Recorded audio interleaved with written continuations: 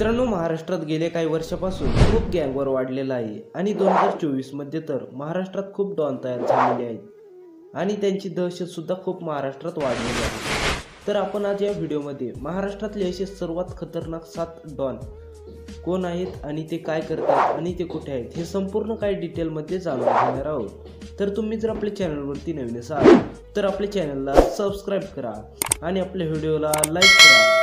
चला तर न वेळ गमवता व्हिडिओला सुरुवात करूया। तर नंबर 7 वरती आहे गजानन तौर। मित्रांनो, गजानन तौरला महाराष्ट्रात कोण ओळखत नाही। त्याला जालन्यातला किंग मानलं जायचं, पण हे नाव 11 डिसेंबर 2023 रोजी पोचलं गेलं। त्याला भर दिवसा गोळ्या झाडून मारण्यात आलं। त्याच्यावरती 16 पेक्षाही जास्त केसेस होत्या। तो काही दिवस जेलमध्ये सुद्धा राहिलेला होता। त्याला मारणारा आरोपी 3.5 महिने गायब होता आणि स्वतःचं नाव बदलून पंजाबमध्ये राहत होता, पण पोलिसांनी त्याचा शोध घेऊन त्याला अटक केलं। नंबर 6 वरती आहे तानाजी भाऊ जाधव। मित्रांनो, संपूर्ण महाराष्ट्रात टायगर ग्रुपचं नाव तुम्ही ऐकलंच असेल, तर हा ग्रुप तानाजी भाऊ जाधव यांचाच आहे। तानाजी भाऊ जाधव यांची आज महाराष्ट्रात एक वेगळीच फॅन फॉलोइंग आहे। त्यांचा जन्म हा 2 नोव्हेंबर 1986 मध्ये सोलापूर जिल्ह्यातील करमाळा या गावात झाला होता। तानाजी जाधवला लहानपणापासूनच पैलवानकीमध्ये खूप आवड होती, कारण त्यांच्या आसपासचं वातावरण हे पैलवानकीचं होतं आणि आज गडी संपूर्ण महाराष्ट्रावर राज्य करतो। तर नंबर 5 वरती आहे सनी वाकचौरे। मित्रांनो, या 2 भावांना तुम्ही कुठं ना कुठं तरी पाहिलंच असेल। हे पुण्यातील फेमस गोल्डमॅन आहेत। यांना संपूर्ण महाराष्ट्रात नाही तर संपूर्ण देशात ओळखलं जातं। सनी वाकचौरे हा रोज 7 ते 8 किलो सोनं घालतो। त्याला सोन्याची खूप आवड आहे। तर सनी वाकचौरेची पुण्यात एक वेगळीच दहशत आहे। त्याचा जन्म हा 2 जानेवारी 1990 मध्ये पुण्यामध्येच झाला होता। तो 2024 नुसार 35 वर्षाचा झाला आहे। तर नंबर 4 वरती अविनाश फोडसे। मित्रांनो, अविनाश फोडसेला ठाणे जिल्ह्यात खूप मानलं जातं। त्याची ठाणे जिल्ह्यात खूप दहशत आहे। मित्रांनो, सुजित ढोले आणि अविनाश फोडसे हे खूप जवळचे फ्रेंड होते, पण त्यांच्यात भांडण झाल्यानंतर अविनाश फोडसे हा वेगळा झाला आणि तिथून तो खूप चर्चेत आला। तर अविनाश फोडसे यांनी त्यानंतर एक नवीन ग्रुप बनवला छत्रपती शासन नावाने।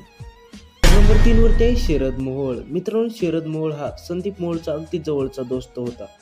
त्याने संपूर्ण पुणे शहरात आपली दहशत वाढवून ठेवली होती। 2024 मध्ये कोथरूड भागात त्याची हत्या करण्यात आली। त्याचं कारण 10 वर्षापूर्वी झालेलं भांडण ठरलं। शरद मोहोळ संदीप मोहोळ सोबत बऱ्याच दिवस काम केलं, पण संदीप मोहोळ गेल्यानंतर पुण्यात गँगवॉर वाढवलं ते या शरद मोहोळनेच। मित्रांनो, शरद मोहोळवरती मुळशी पॅटर्न हा चित्रपट सुद्धा काढण्यात आला होता। तर नंबर 2 वरती आहे सुजित ढोले। मित्रांनो, सुजित ढोले म्हणजे पप्प्या भाई हा देवा ग्रुपचा अध्यक्ष आहे। देवा ग्रुप हा महाराष्ट्रातला खूप मोठा ग्रुप आहे। सुजित ढोले याची ठाणे, पालघर, नाशिक या जिल्ह्यात खूप दहशत आहे आणि त्याची त्या जिल्ह्यात फॅन फॉलोइंग सुद्धा खूप आहे। सुजित ढोलेने अविनाश फोडसे सोबत भांडण केल्यावरून ते दोघे वेगळे झाले आणि अविनाश फोडसेने आपला वेगळा ग्रुप बनवला। तर नंबर 1 वरती आहे बीड जिल्ह्यातले आत्ताचे सर्वात फेमस नाव आणि धनंजय मुंडेचे राईट हँड म्हणून असणारे वाल्मिक अण्णा कराड। मित्रांनो, वाल्मिक अण्णा हे या वर्षी लोकसभा निवडणुकीपासून खूप चर्चेत आले आहेत। वाल्मिक अण्णाच्या नावाने संपूर्ण परळीच नाही तर संपूर्ण जिल्हा हादरतो। त्यांच्यावरती 25 वर्षाची असतानाच केस पडली होती आणि आता ते वाल्मिक अण्णा महाराष्ट्रातले सर्वात मोठे डॉन बनलेले आहेत। ते आता चर्चेत आले ते म्हणजे मस्साजोग गावात झालेल्या संतोष देशमुख हत्या प्रकरणामुळे। त्यामध्ये त्यांनी खंडणी मागितल्यामुळे त्यांच्यावर गुन्हा दाखल केलेला आहे।